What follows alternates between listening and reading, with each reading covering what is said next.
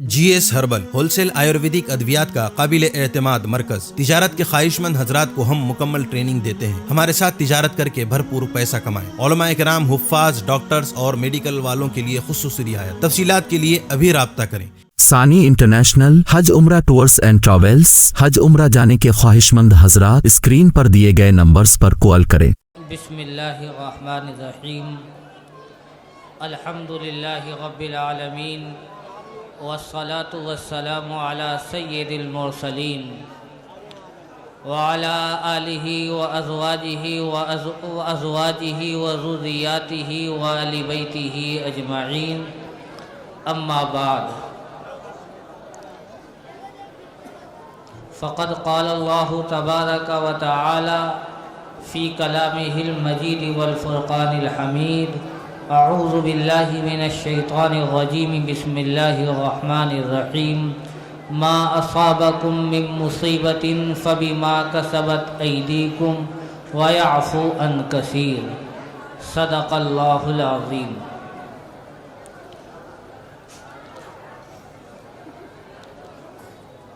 Stage پر تشریف فرما قابل قدر حضرات علماء کرام، سامعین اعظام،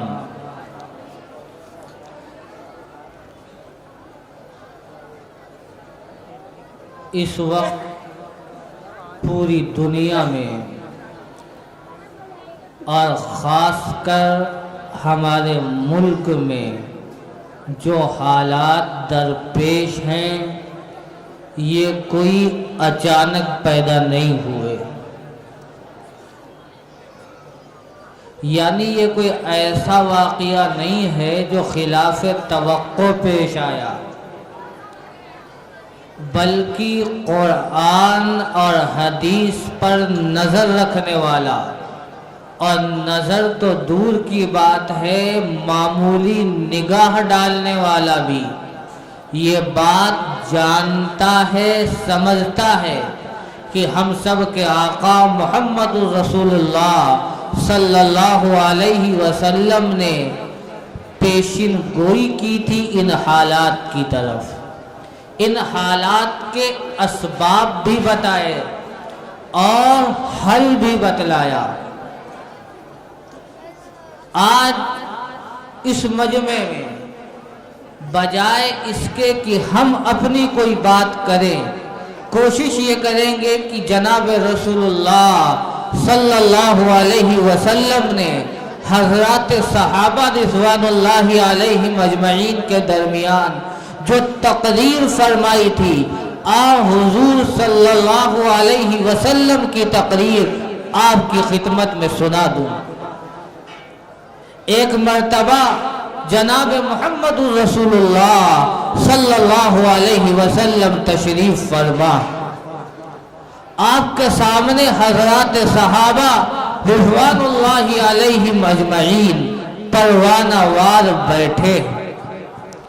اللہ کے پیغمبر نے حضرات صحابہ رضوان اللہ علیہم اجمعین کو مخاطب کر کے فرمایا کہ میری امت پر ایک دور، ایک زمانہ، ایک وقت وہ آئے گا کہ تمام مذاہب کے ماننے والے، تمام مکاتب فکر سے تعلق رکھنے والے، تمام وہ دین و مذہب کو ماننے والے جن میں مذہبی اختلاف بھی ہوگا، سیاسی اختلاف بھی ہوگا، نقطۂ نظر کا اختلاف بھی ہوگا، جن کے ایجنڈے الگ ہوں گے، جن کا منشور الگ ہوگا، جن کا دستور الگ ہوگا، جن کا نظام زندگی الگ ہوگا، جن کے حیات کی کتاب الگ ہوگی، لیکن وہ ایک بات پر سب کے سب جمع ہوں گے، اور وہ بات یہ ہوگی کہ مسلمانوں کو کسی طرح زخم پہنچائی جائے، انہیں تکلیف پہنچائی جائے، ان کے وجود کو مٹانے کی تمام تر کوششیں کی جائیں اور ان کے وجود کو ختم کیا جائے۔ اس بات کے اوپر تمام قومیں اپنے تمام سیاسی اور مذہبی اختلاف کے باوجود جمع ہو جائیں گی۔ तमाम कौमें जमा होकर ये चाहेंगी कि इस उम्मत को मिटा दिया जाए, मुसलमान को लुक़्मे तर बना लिया जाए, और जिस तरह 24 दांतों के दरमियान निवाले को चबाकर हजम कर दिया जाता है, इस तरह जनाब रसूलुल्लाह सल्लल्लाहु अलैहि वसल्लम के नाम लेवाओं को निवाला बनाकर हजम कर दिया जाए। आका ने मिसाल देते हुए फरमाया था कि उस वक्त वो एक दूसरे को इस तरह बुलाएंगी, वो कौमें एक दूसरे को, मुसलमानों को मिटाने के लिए इस तरह बुलाएंगी जिस तरह भूखे दस्तरखान पर एक दूसरे को बुलाते, जिस तरह दस्तरखान सजा हो, उस पर मुख्तलिफ डिशें लगी हों, किस्म किस्म के नाव बनाओ खाने लगे हों, तो खाने वाले एक दूसरों के सामने डिशें पेश करते हैं कि ये डिश बहुत लजीज है, इसे खाओ, ये डिश बहुत अच्छी है, इसको चखो, ये खाना बड़ा उम्दा बना हुआ है, जरा थोड़ा इसमें से भी लो। फरमाया आका ने कि तमाम कौमें जमा होकर मुसलमानों को इसी तरह लुक़्मे तर बनाने की कोशिश करेगी। अल्लाह के पैगंबर की इस पेशिन गोई के रोशनी में देखो और जानो और हालात का जायजा लो। बिस्मिल्लाह के गुंबद से बाहर निकल कर देखो, क्या इस वक्त मुल्की हालात हो या आलमी हालात हो, सूरत हाल ये है या नहीं है। तमाम कौमें अपने तमाम तर इख्तिलाफ के बावजूद, जिनके इख्तिलाफ को कुरान जिक्र करते हुए ये कहता है, वक़ालतिल यहूदु लैसतिन नसारा अला शै, वक़ालतिन नसारा लैसतिल यहूदु अला शै। यहूद का कहना ये है, नसराना की कोई हकीकत नहीं, नसारा का कहना ये है, यहूदियों की कोई हकीकत नहीं। लेकिन इन तमाम मुख्तलिफ इख्तिलाफ के बावजूद तमाम ताकतें, ख्वाह वो यहूद की ताकतें हो या हुनूद की ताकतें हो, वो कुफ्र और शिर्क के आलम बरदार हो या किसी आसमानी मजहब के मानने वाले हो, वो तमाम के तमाम क्या आज इस बात पर जमा नहीं हो चुके हैं कि मुसलमान की वजूद से जमीन को खत्म कर दिया जाए, एक एक मुसलमान को चुनकर खत्म कर दिया जाए। क्या ये मंजरनामा दुनिया का नहीं है? क्या ये मंजरनामा हमारे मुल्क का नहीं है? क्या यह मंजरनामा हमारे गिरद पेश का नहीं है? क्या ये नहीं होता कि मुसलमानों के मकान पर और उससे बढ़कर मुसलमानों के मकातिब और मसाजिद पर बुलडोजर को चलाया जाता है, और अगर मुसलमान खड़े होकर ये कहे कि ये 600 साल और 700 साल पुरानी इमारत है, तो फिर आर्डर ये नाफिज किया जाता है कि जो मुसलमान हक के लिए ज़बान को बुलंद करे और कलमाए हक कहे, उसके सीने को गोली से छलनी कर दिया जाए। ये सारा कुछ मंजरनामा है या नहीं? आका ने फरमाया था कि एक दौर इसी तरह आएगा कि तमाम कौमें जमा होकर मुसलमानों को इस तरह मिटाना चाहेंगी। उस वक्त हजरात सहाबा रिज़वानुल्लाहि अलैहिम अजमईन, जो थोड़ी तादाद में बहुत कम हैं, वो अल्लाह के पैगंबर के सामने मौजूद हैं, जिनका ईमान पहाड़ से ज्यादा मजबूत, जिनका अज़्म इस्तिक़लाल के सामने चट्टानें चूर हो जाए, जो समंदरों का रुख करें तो समंदर उन्हें रास्ता दे दे, जो जंगल में जाकर निदा लगाएं, जंगल के जानवर उनके गुलाम बन जाएं। वो सहाबा अपनी आंखों से देखते हैं कि हम 313 हैं, निहत्ते हैं, हमारे पास औजार और हथियार नहीं है, लश्कर और जंगी सामान नहीं है, हम बेदस्तोपा हैं, हमारे सामने का मुकाबिल हमसे 3 गुना ज़ायद पूरे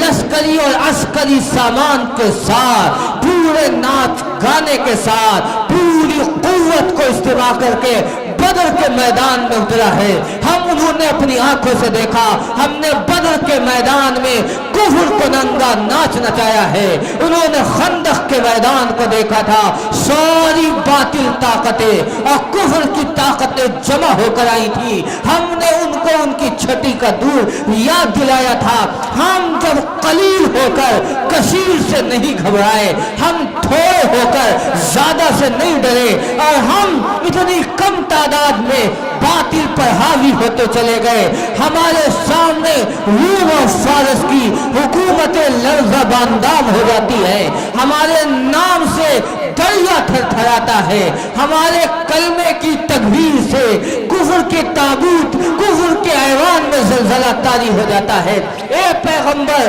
وہ کیسا زمانہ ہوگا کہ اس وقت کیا ہماری تعداد آج کی تعداد سے بھی زیادہ کم ہو جائے گی؟ اے اللہ کے پیغمبر، کیا اس وقت ہم تھوڑے ہوں گے؟ ہم جب آج اتنے ہیں تو اتنے غالب ہیں، تو کیا اس دن ہم اس سے بھی تھوڑے ہوں گے؟ آقا صلی اللہ علیہ وسلم نے فرمایا نہیں، بل انتم کثیرون، بلکہ تم اس وقت بہت ہوگے، کثیرون بہت ہوگے، دنیا میں تمہاری آبادی 1 ارب سے زیادہ ہوگی، 57 ملکوں میں تمہاری حکومت قائم ہوگی، حکمران تمہارے ہوں گے، افراد تمہارے ہوں گے، پورے محلے تمہارے ہوں گے، بستیاں تمہاری ہوں گی، علاقے تمہارے ہوں گے، تم ہر طرف ہوگے، ہر طرف پھیلے ہوئے ہوگے، بل انتم کثیرون، تمہاری تعداد بہت زیادہ ہوگی، لیکن تم بے حیثیت ہو کر رہ جاؤ گے۔ آقا صلی اللہ علیہ وسلم نے مثال دے کر فرمایا، اللہ تعالیٰ کے پیغمبر صلی اللہ علیہ وسلم نے مثال دے کر فرمایا کہ تمہاری مثال ایسی ہوگی جیسے کہ سیلاب کے سطح پر بہنے والا کوڑا اور کرکٹ، جیسا کہ سیلاب کی سطح پر بہنے والا کوڑا اور کرکٹ، یعنی جب بارش ہوتی ہے، ندی اور نالے بھر جاتے ہیں تو سیلاب آتا ہے، اور جب سیلاب آتا ہے تو آپ دیکھتے ہوں گے سیلاب کی سطح پر کوڑا کرکٹ، جھاگ جھنکار سب جمع ہوتا ہے، اور اتنا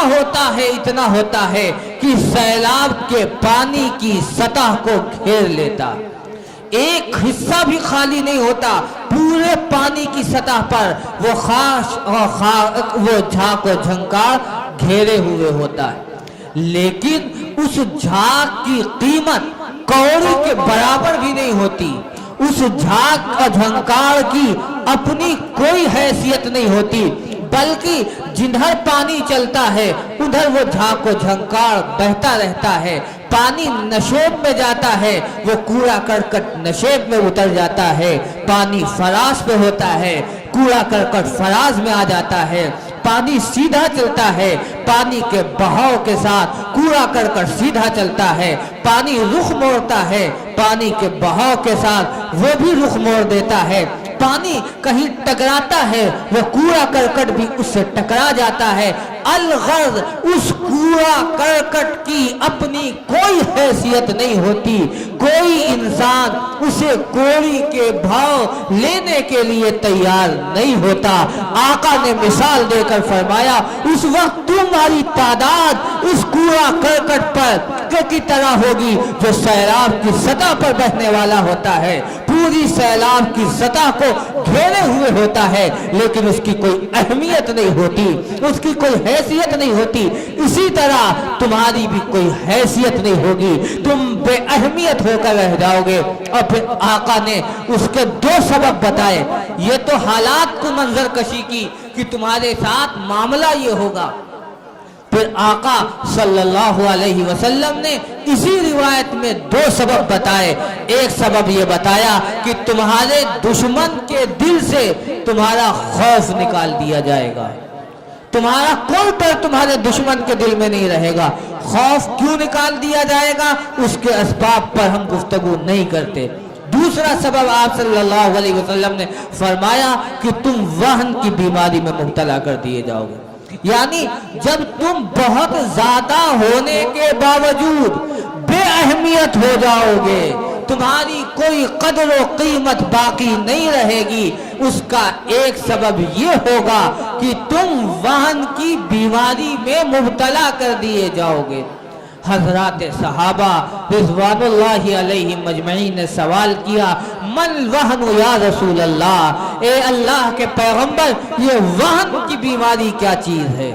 یہ وہن کی بیماری کیا چیز ہے؟ تو حضور صلی اللہ علیہ وسلم نے فرمایا، حب الدنیا و کراہیت الموت، دنیا کی محبت اور موت سے نفرت وہ چیز ہے جو تم کو دنیا میں بھی ذلیل کر دے گی اور آخرت میں بھی رسوا کر دے گی۔ دنیا کی محبت، آخرت کے موت سے نفرت، یہ وہ چیز ہے جو تم کو بے حیثیت کر دے گی، تمہیں بے قدر و قیمت بنا دے گی۔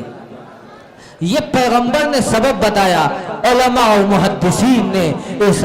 حدیث کے ضمن میں لکھا ہے کہ اس سبب کے اندر خود اس کا علاج بھی موجود ہے۔ یہ محدثین کی صراحت ہے، پیغمبر کا فرمان نہیں اور نہ میری رائے ہے، بلکہ محدثین نے صراحت کی ہے اور فرمایا ہے کہ اس جو اللہ کے پیغمبر نے سبب بتایا کہ اس تمہاری بے قدری کا سبب یہ ہوگا کہ حب الدنیا و کراہیت الموت، دنیا کی محبت اور موت سے نفرت وہ چیز ہوگی جو تمہیں دنیا میں بے قدر و قیمت کر دے گی۔ فرمایا محدثین نے کہ اس کے ذمہ میں اس کا علاج بھی سمجھ میں آ گیا، یعنی یہ سبب اپنے اندر بیماری کا علاج بھی رکھے ہوئے ہے۔ گویا کہ پیغمبر علیہ السلام یہ کہنا چاہتے ہیں کہ جب دنیا کی محبت دل سے نکل جائے اور دنیا کو آخرت پر ترجیح دینے کے بجائے آخرت کو ترجیح دی جانے لگے تو یاد رکھنا یہ ذلت تمہارا مقدر نہیں رہے گی، پھر عروج و ترقیات سے تم مالا مال ہو جاؤ گے۔ آپ یہ کہیں گے کہ دنیا سے محبت کسے نہیں دنیا سے محبت، کسے اپنے گھر سے محبت نہیں، اپنی کار سے محبت نہیں، اپنے بنگلے سے محبت نہیں، اپنے مال سے محبت نہیں، اپنے موبائل سے محبت نہیں۔ دنیا کی محبت تو بڑے بڑے اللہ کے ولیوں میں بھی پائی جاتی ہے، وہ بھی تو اپنی گاڑی کی حفاظت کرتے ہیں۔ دنیا کی محبت کا مطلب بھی اللہ محدثین کی قبروں کو نور سے بھر دے۔ انہوں نے طے کیا کہ دنیا کی محبت کا مطلب یہ ہے کہ آخرت کو دنیا کو آخرت پر ترجیح دی جانے لگے، دنیا کو آخرت پر ترجیح دی جانے لگے، یہ ہے دنیا کی محبت۔ یعنی جب دنیا اور آخرت دونوں چیزوں کا ٹکراؤ ہو اس وقت انسان دنیا کو ترجیح دے، آخرت کو نظر انداز کر دے، یہ مطلب یہ ہے کہ وہ دنیا سے محبت کرتا۔ مثال دے کے میں سمجھاؤں، دیکھو صبح کا وقت ہے، بہترین نیند آ رہی، آپ کی آنکھ کھل گئی، اب دو صورتیں ہیں۔ نیند کا تقاضا یہ ہے کہ گرم بستر میں لیٹے رہو اور نماز نہ پڑھو، اور آخرت کا تقاضا یہ ہے، دین کا تقاضا یہ ہے کہ گرم بستر کو چھوڑو اور فجر کی نماز جا کر پڑھو۔ ایسے موقع پر دنیا کو ترجیح دینا، آخرت کو نظر انداز کر دینا، یہ دنیا کی محبت ہے جو انسان کو خسارے اور ہلاکت میں ڈالتی۔ آپ کاروبار کرتے ہیں، مال غلط آ گیا اور خراب آ گیا، اب آپ یہ چاہتے ہیں اگر ہم نے اس کو بتلا کر بیچا تو ہماری بکری کب ہوگی؟ قرآن اور شریعت و دین یہ کہتا ہے، آخرت کا تقاضا یہ ہے کہ اس خراب مال کو آپ بتا کر بیچیں کہ یہ مال خراب ہے، اس کی قیمت اتنی نہیں اتنی ہے، یہ آخرت کا تقاضا ہے۔ دنیا کا تقاضا یہ ہے کہ اگر ہم نے بتایا تو ہمارا نقصان ہو جائے گا، آخرت کو آپ نے ترجیح نہیں دی، دنیا کو ترجیح دی، بغیر بتائے بیچ دیا۔ یہ دلیل اس بات کی ہے کہ دنیا کی محبت آپ کے دل میں گھر کر گئی ہے۔ دنیا کا تقاضا یہ ہے کہ آپ अपने खेत के अंदर दूसरे की जमीन मिला ले। आखिरत का तकादा ये है कि आपके खेत में अगर किसी की जमीन है आप उसे दे दें। दुनिया के तकादे के मुताबिक आपने अपनी जमीन को मिलाया, आखिरत को तरजीह नहीं दी, तो ऐसे मौके पर ये हुब्ब दुनिया है। और जब दुनिया की मोहब्बत आती है तो आखिरत की मोहब्बत दिल से निकल जाती है और मौत की नफरत पैदा होती है। इसलिए आका सल्लल्लाहु अलैहि वसल्लम ने इलाज बताया कि अगर आप ये चाहते हो कि दुनिया में सुरखरू हो तो दुनिया की मोहब्बत को बजाय आखिरत की मोहब्बत पैदा करो। दुनिया के मुकाबले में आखिरत को तरजीह दो। हर मौके पर ये देखो कि दुनिया और आखिरत में जहां आखिरत का तकादा हो आखिरत को तरजीह दो, दुनिया को छोड़ दो। सच को आम करो, हक को आम करो, हक के दाई बनो, हक के साथ चलो। अगर ये तरीक़ेकार इख्तियार करेंगे आप दुनिया में भी सुरखरू होंगे, आखिरत में भी सुरखरू होंगे। वरना अल्लामा इकबाल ने आपसे बहुत पहले कहा था, फिक्र कर नादा मुसीबत आने वाली है, तेरी बर्बादियों के मशवरे हैं आसमानों में, ये खामोशी कहाँ तक लज्जत फरियाद पैदा कर, ज़मीं पे तू हो तेरी सदा हो आसमानों में, न मानोगे तो मिट जाओगे हिंदी मुसलमानों, तुम्हारी दास्तां भी न होगी दास्तानों में। वाखिरु दावाना अनिल हम्दुलिल्लाहि रब्बिल आलमीन। कासमी हज उम्रह टूर्स एंड ट्रेवल्स हज उम्रह और दीगर मुकद्दस मुकामात की जियारत का भरोसेमंद मरकज। हज उम्रह जाने के ख्वाहिशमंद हजरात स्क्रीन पर दिए गए नंबरात पर कॉल करें।